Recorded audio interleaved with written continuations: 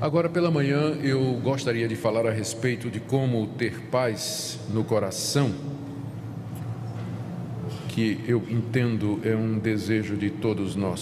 Se você abrir, por favor, a sua Bíblia na carta de Paulo aos Filipenses, capítulo 4.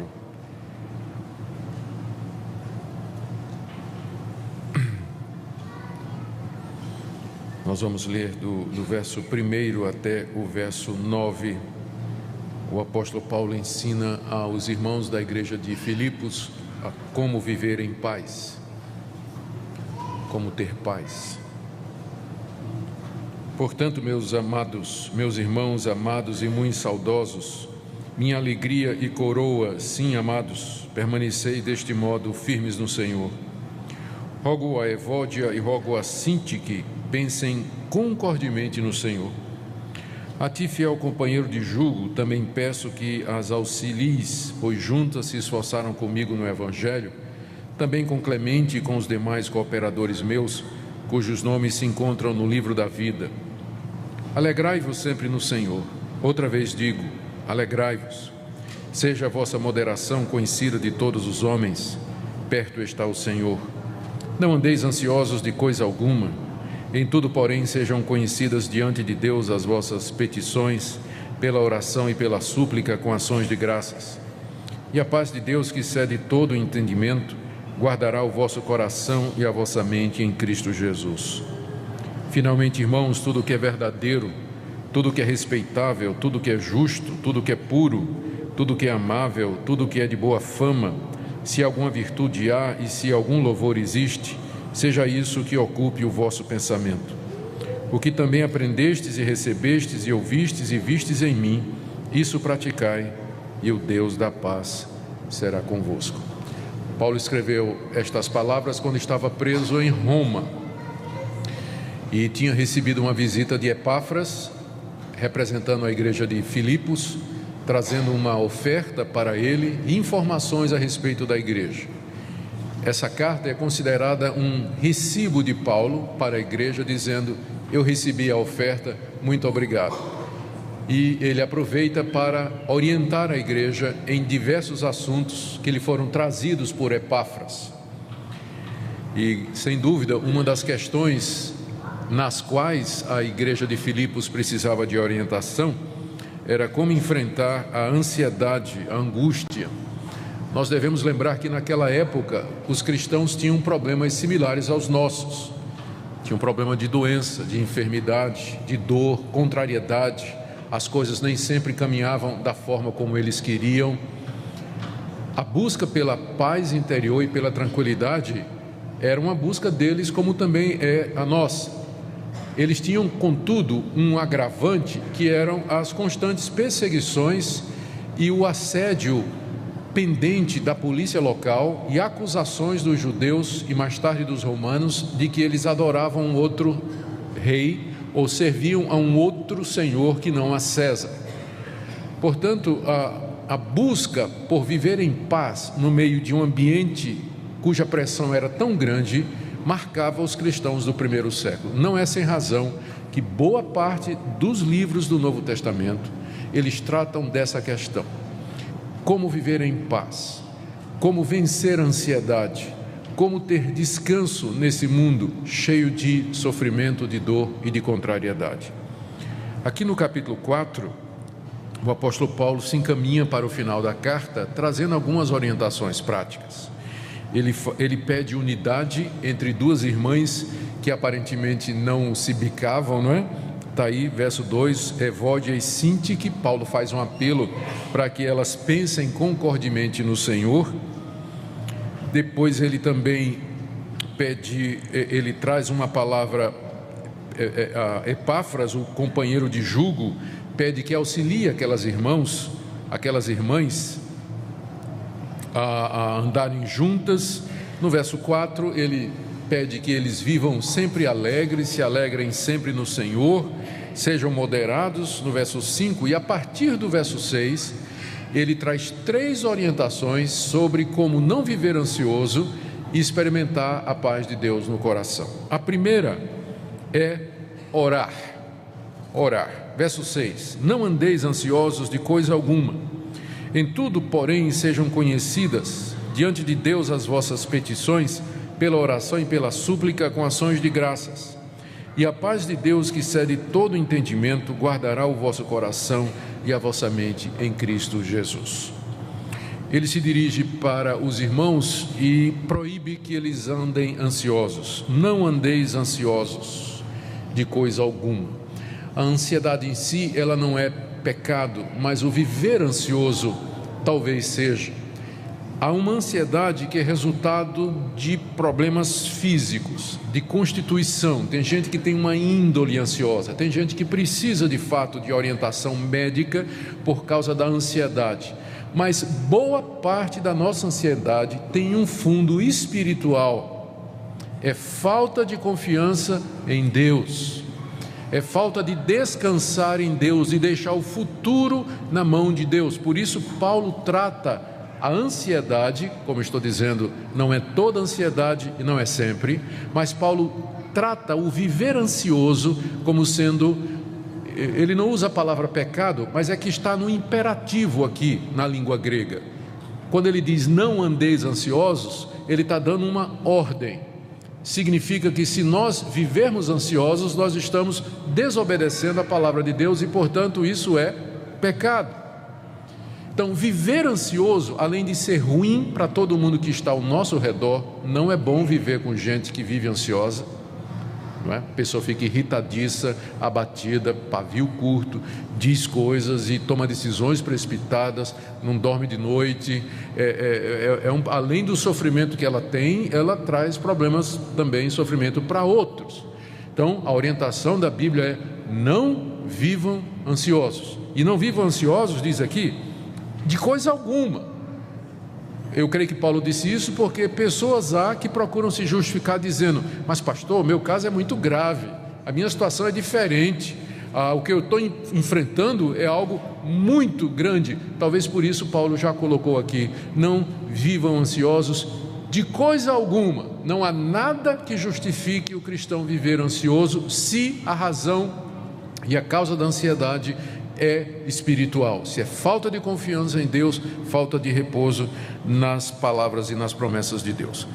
O que devemos fazer então para não viver ansiosos? Paulo diz aqui no verso 6: sejam conhecidas diante de Deus as vossas petições pela oração e pela súplica com ações de graças. Em vez de viver ansioso, ore, traga diante de Deus aquilo que lhe aflige. Ele diz aqui: petições são pedidos que você traz diante do Todo-Poderoso. Oração, que é a palavra grega mais comum para o ato de orar, que significa simplesmente chegar diante de Deus e abrir o coração. Súplica, em que você se coloca na condição de alguém dependente, impotente, sem condições de resolver seus problemas e que espera somente na misericórdia de Deus.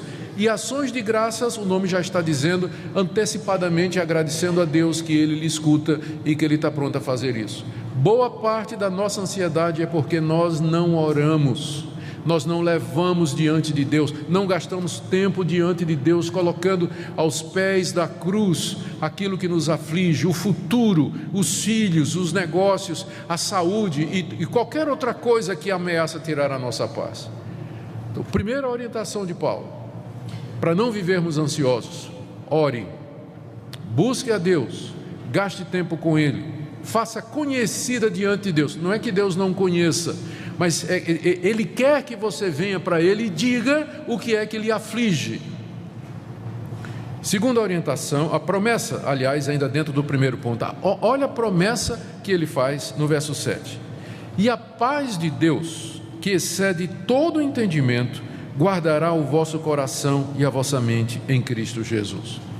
Primeiro vamos entender o que é que significa a paz de Deus. A paz de Deus aqui é diferente da paz com Deus.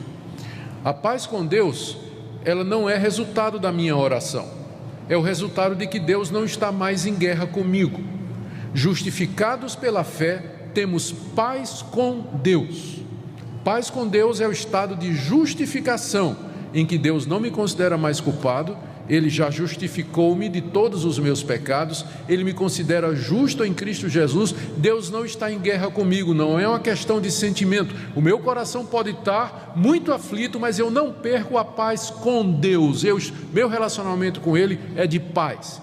Mas a paz de Deus é um sentimento, é a emoção, é você sentir-se bem, é você sentir essa paz com Deus, tranquilidade no seu coração. O que Paulo está prometendo aqui é a paz de Deus, é a sensação de calmaria no coração, de tranquilidade, mesmo que a tempestade esteja batendo lá fora. Ele promete que a paz de Deus, como um guarda armado, essa expressão guardará é tirada do vocabulário militar. Imagine aqui a paz de Deus como um guarda armado, um soldado completamente equipado, montando guarda à entrada da sua mente e do seu coração, para não deixar passar nenhuma ansiedade. Porque é isso que ele está dizendo, olha, a paz de Deus vai guardar o seu coração e a sua mente. A paz de Deus vai ficar como um guarda armado na porta do seu coração e da sua mente, para não deixar entrar preocupação nenhuma. E ele diz que essa paz excede todo entendimento. Gente, que coisa maravilhosa, todo mundo quer isso, né? A paz de Deus guardando a minha mente e o meu coração, quando as coisas estão ruins lá fora, quando eu estou passando uma série de problemas, aquela tranquilidade interior, aquela sensação de paz e descanso em Deus, mesmo quando tudo está indo errado. Então a primeira coisa que você tem que fazer é orar, fazer conhecida as suas aflições, a sua angústia, a sua dor diante de Deus. Segunda orientação que ele dá aqui, você tem que praticar o que é certo. Aliás, você tem que meditar no que é certo. Verso 8. Finalmente, irmãos, tudo que é verdadeiro, tudo que é respeitável, tudo que é justo, tudo que é puro, tudo que é amável, tudo que é de boa fama, se alguma virtude há e se algum louvor existe, seja isso o que ocupe o vosso pensamento. Boa parte das nossas emoções, se não todas, elas são decorrentes daquilo que nós pensamos. Quando você começa a pensar num ente querido que faleceu, vem o sentimento de saudade, de dor. Quando você começa a pensar num problema que você vai ter que resolver amanhã, a ansiedade começa a subir no seu coração. Quando você começa a pensar naquelas notas promissórias e naqueles pagamentos que você vai ter que fazer daqui a um mês, e você olha a conta bancária, sobe aquela coisa no coração. As emoções, elas são resultado daquilo que você pensa. Se você ocupa a sua cabeça, se você ocupa o seu coração com as angústias dessa vida, se você ocupa o seu coração com aquilo que não edifica, se sua mente está trabalhando o tempo todo com estas coisas, nunca que você vai experimentar a paz de Deus no seu coração. Olha a orientação que Paulo dá aqui para aquela igreja. O que é que deve ocupar o meu pensamento? O que é verdadeiro, o que é respeitável, o que é justo, o que é puro, o que é amável, o que é de boa fama, se alguma virtude há e se algum louvor existe. Eu não estou defendendo aqui pensamento positivo, mas eu estou dizendo que Deus nos fez assim. Se nós ocupamos a nossa mente com aquilo que é agradável, com aquilo que é justo, com aquilo que é verdadeiro, não é que nós não podemos pensar e planejar o que é que vamos fazer, mas a nossa mente tem que estar ocupada com as promessas de Deus, com as coisas de Deus, com a pessoa de Deus, com a convicção das promessas dele. Para você fazer com que a sua mente esteja no lugar certo, há uma série de coisas que você pode fazer em termos práticos. A sua cabeça é muito daquilo que você lê e daquilo que você vê. Se você passa o dia diante da televisão, se você passa o dia diante do Facebook, se você passa o dia diante das mídias sociais, vendo porcaria, vendo impureza, vendo mentira, vendo a glória humana, as coisas desse mundo, a sua mente vai se ocupar destas coisas.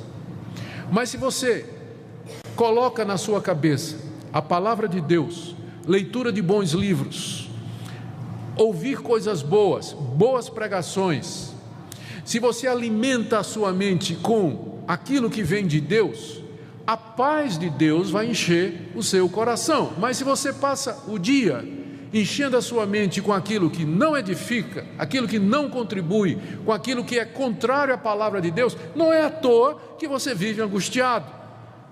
Não é à toa que você não tem paz, que o seu coração é um turbilhão o tempo todo. Quer ter paz com Deus? Primeiro, ore. Segundo, pense, encha sua mente, ocupe a sua mente com aquelas coisas que de fato edificam e vêm da palavra de Deus. Encha sua mente e o seu coração com pensamentos a respeito de Deus, do seu Filho Jesus Cristo, das suas promessas maravilhosas. Seja isso, final do verso 8, que ocupe o vosso pensamento. Mas há uma terceira coisa que Paulo diz aqui, se a gente quer ter paz, é que nós temos que praticar aquilo que é correto. Orar, pensar, praticar. Verso 8: o que também aprendestes e recebestes e ouvistes e vistes em mim, isso praticai. Olha a promessa: e o Deus da paz será convosco. Aqui ele fecha. Ele começou no verso 6, dizendo: a paz de Deus vai ser com vocês, e ele termina no verso 9 dizendo: o Deus da paz vai ser com vocês. O Deus da paz é o Deus que me dá a paz, é o Deus que faz com que eu experimente essa paz, não somente essa paz com Ele, mas a paz dele no coração. É uma paz sobrenatural, ela não é dada por meios humanos. Embora Deus empregue os meios naturais para nos dar tranquilidade, mas essa paz no coração, ela é dada pelo Espírito Santo, que habita em nós. O fruto do Espírito é paz, está lá em Gálatas capítulo 5. Ele que opera essa tranquilidade no nosso coração. Deus, contudo, coloca como condição que você pratique aquilo que você aprendeu, recebeu, ouviu e viu no apóstolo Paulo. Olha o que Paulo está dizendo para a igreja: irmãos, quando eu estive aí no meio de vocês, vocês viram o que eu fiz, vocês ouviram o que eu disse, vocês receberam o que eu ensinei e vocês aprenderam tudo aquilo que eu transmiti. Façam isso, pratiquem estas coisas, e o Deus da paz será com vocês. A razão pela qual muitos crentes vivem ansiosos é que eles não praticam a palavra de Deus.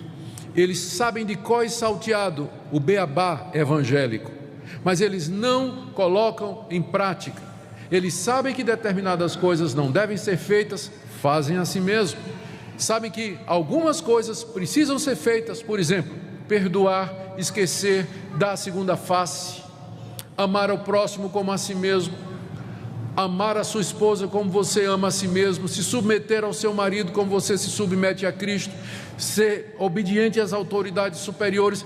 A Bíblia está cheia de orientações para nós. Então, na hora que você desobedece a Deus, o Espírito Santo se entristece e a paz de Deus, o Deus da paz, já não é mais com você.